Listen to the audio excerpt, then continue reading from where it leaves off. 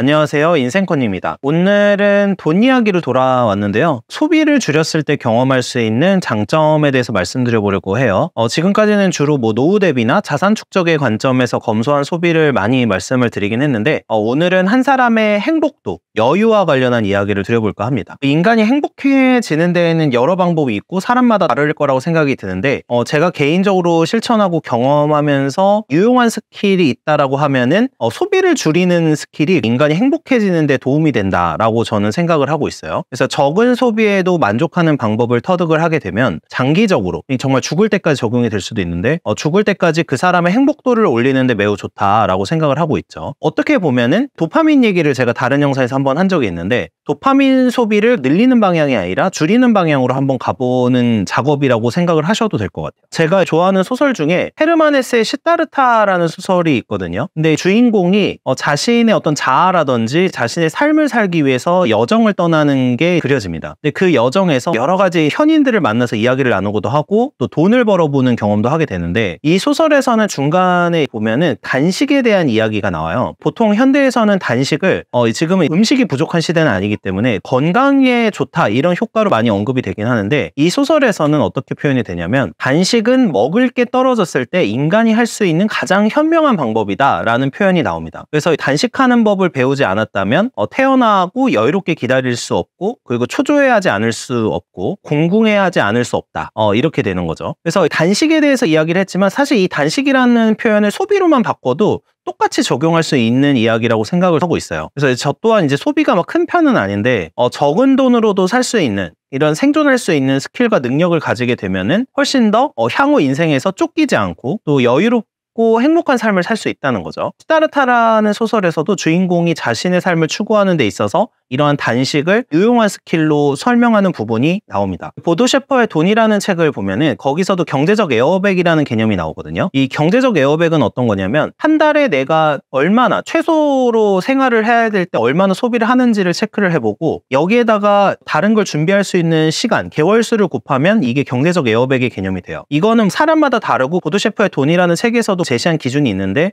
저는 한 3년 정도 봅니다. 그러니까 이제 3, 6개월 정도가 되는데 어떤 사업을 시작한다고 가정하면은 자리 잡는데 3년 정도는 걸린다는 이야기를 많이 하죠. 그래서 한 달 생활비 지출이 200만 원이라면 여기에 36을 곱해서 한 7,200만 원 정도가 통장에 들어가 있는 상황에서 사업을 시작하게 되면은 조금 여유를 가지고 계속해서 새로운 시도를 하면서 운영해 볼 수 있다라는 개념이에요. 근데 원래 이 경제적 에어백 개념은 향후의 미래를 위해서 준비를 할 때 내 안전판을 깔아놓는 개념이다라고 생각을 하면 되는데 이게 사실 소비를 절제할 줄 알면은 장점이 되는 거죠. 실직을 해도 생활할 수 있는 여분의 돈을 가지고 있어야 된다는 거는 제가 자주 말씀을 드렸잖아요. 그리고 이걸 통해서 미래를 준비할 시간을 벌 수 있다는 게 요지인데 소비 절제가 자산을 쌓는 기초가 되기도 하고 당연히 경제적 에어백을 만드는 가장 보편적인 방법입니다. 경제적인 에어백의 한 달 최소 생활비를 소비를 절제할 수 있으면 줄일 수 있기 때문에 내 경제적 에어백의 기간이 계속해서 늘어나게 되는 거죠. 물론 모아놓은 돈이 있다는 가정하에 여기에 대해서 소비를 줄이고 익숙해지면은 생활이 쫓길 일이 많지 않고 마음의 여유가 계속 생기게 됩니다.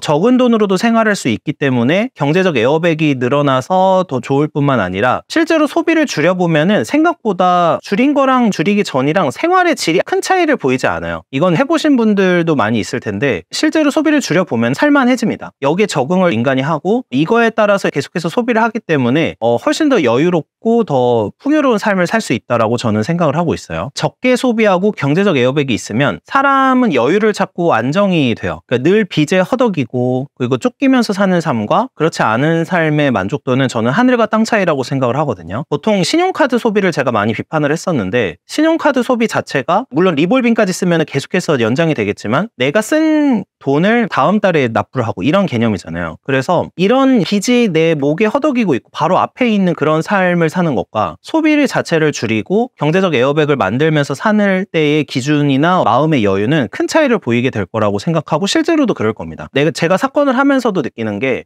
항상 빚에 허덕이는 사람들은 심적으로 안정되기가 굉장히 어려워요. 그리고 정신적으로 쫓기지 않을 수가 없는 부분이 있고요. 미래에 대해서 어떤 선택을 할 때도 이렇게 정신적으로 쫓기지 않아야 훨씬 더 현명하고 장기적인 시야를 가지고 무언가를 선택하는 데 도움이 된다고 저는 생각을 하고 있습니다. 제가 얼마 전에 독서 모임을 운영한다고 말씀드리고 운영을 하고 있는데, 독서 모임에서 지금 선정돼서 읽고 있는 책이 사이먼 시넥의 인피니트 게임이라는 책이 있어요. 이 책을 막 사시는 거 추천하는 거 아니에요. 그런 건 아니고 저희 독서 모임에서 그냥 선정이 돼서 다뤄보려고 하는 책인데, 이 책의 내용은 핵심은 이런 거예요. 세상에는 두 가지 종류의 게임이 있다. 이제 하나는 유한 게임, 다른 하나는 무한 게임. 이렇게 이제 두 가지 게임의 종류가 있는데, 주로 기업하는 사람들의 관점에서 이야기를 합니다. 기업하는 경영자의 입장에서 장기적 시야를 가지지 못하고 대의 명분이나 가치를 쫓지 못하고 있는 이유는 바로 유한 게임식 사고를 하고 있기 때문이다 라고 역설을 해요, 이 책에서. 여기서의 유한 게임의 의미는 뭐냐면, 주로 단기적 목표나 성과에 집중하고 이에 대해 보상을 지는 시스템을 선호하는 거를 유한 게임의 방식이다, 이렇게 얘기를 해요. 그래서 이 때문에 기업의 사명이나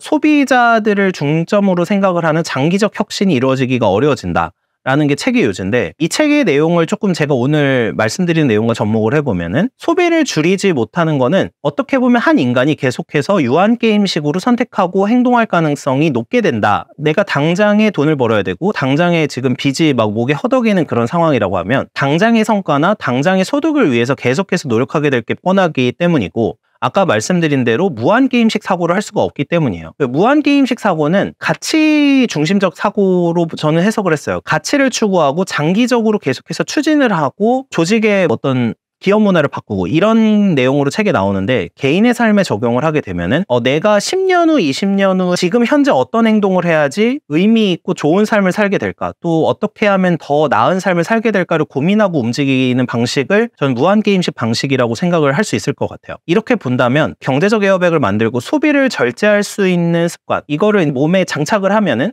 무한게임식 사고를 할 수 있는 개인이 될 수 있다. 이렇게 해석을 저는 해볼 수 있다고 생각을 하고 있습니다. 그래서 오늘은 소비를 줄이면은 어떤 장점이 있고 어떤 변화를 얻을 수 있는지에 대해서 좀 말씀을 드려보게 됐는데, 훨씬 더 정신적으로 여유로운 삶을 살게 된다. 그리고 훨씬 더 향후 미래에 대해서 현명하고 장기적인 시야를 가지고 선택을 할 수 있게 된다라는 말씀을 드리고 싶었습니다. 시청해주셔서 감사합니다.